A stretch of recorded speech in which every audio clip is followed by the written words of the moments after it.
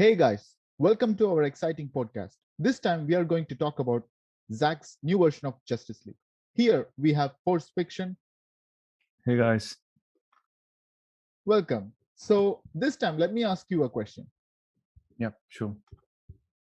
What is anti life equation and why does Darkseid want it so desperately? What do you think? Yep. Well, I myself didn't know what was anti-life equation when I started off with this Zack Snyder's cut. I mean, though being a comic geek, but still, I haven't had a huge idea of what was anti-life equation. I've read it somewhere in the past comics version. Of course, if you're interested in Dark Side DC Comics, then probably you should already might have at least heard about it. So, Mhm. what I personally feel like maybe Darkseid only spoke about anti-life equation in very vague terms, just because the comic Yeah. book history of anti-life equation is pretty long, complex, and constantly changing since it actually showed up in 1971's first edition Mhm. of one of the comics. Well, the earliest definition was like very literal one. The anti-life equation is an ancient, otherworldly mathematical formula that grants the user total control over any sentient race. So, what basically it means is that Mhm. if he has control over any sentient race, means he can basically control all life beings. Mhm. And he wants to turn everything to dark side, and he wants to rule everything. It's very um, vague in terms of hunger for life and hunger for control.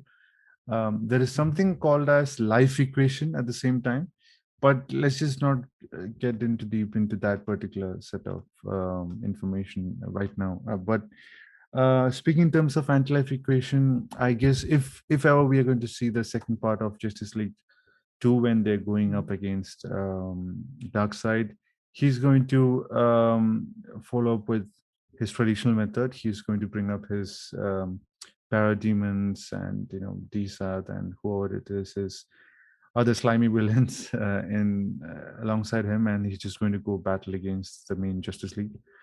Of course, heroes are going to fall, but I guess we might be able to see the life equation somewhere because we already saw a timeline where he already won, Mhm. and Wonder Woman and Aquaman died, and Superman turns to the dark side. So definitely, we're going to see something in regards to the life equation. So apart from that.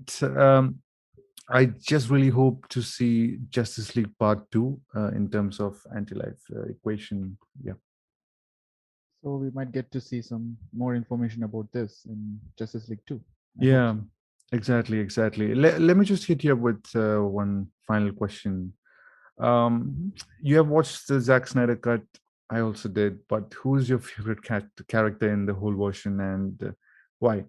Because we have seen almost all of the characters had enough screen time and everybody had their own versions of storyline. But who was your favorite character on a personal note? Actually, that's that question.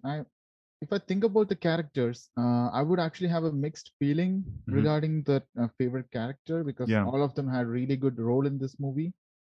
So me personally, I think I would go for Batman Batman, because of he's course. the one who actually got the team together, and because of him, he was able to pull this off and go against Steppenwolf and his plans. Yeah, Well, and his methodology and also his yeah. ways of justice and everything is Hmm. really nice. So personally, I like him, and also the way they show, like he said to Alfred once that have faith, like just have faith, and Yeah. till end he only based on faith he was able to pull this off, and he did a really good job in doing all this. And without any superpower, still he was able to defeat Steppenwolf. That's actually really good because he's just a human being, and he was able to do this along with the other metahumans and also Kryptonian. It's really impressive. So I would go for Batman, and I personally think that he actually have a large fan base after watching Yeah, this. of course, like, we all wanted to see a newer version of Batman. I mean, we saw The Dark Knight and was like exceptionally good, a masterpiece. And then Yes. when Ben Affleck took over the role all the way from after his failure in portraying Daredevil, then he wanted to Hmm. come back and put on the capes and wanted to do something, wanted to show something. We all know that he's a very, or let's say, immensely talented actor, and he wants to even direct his own Batman movie, which is, for now, as it stands now, it's cancelled. But Yeah. his version was very cool, and yeah. Well, true. Actually, if you take the actors who took this role, I would go for Christian Bale because he was also my Yeah, he personal was. favorite. Yeah, yeah, Because his Batman, it was just mind blowing. yeah, And Ben Affleck, he did a quite decent job, but it was still Batman as a character. I would go yeah. for Batman.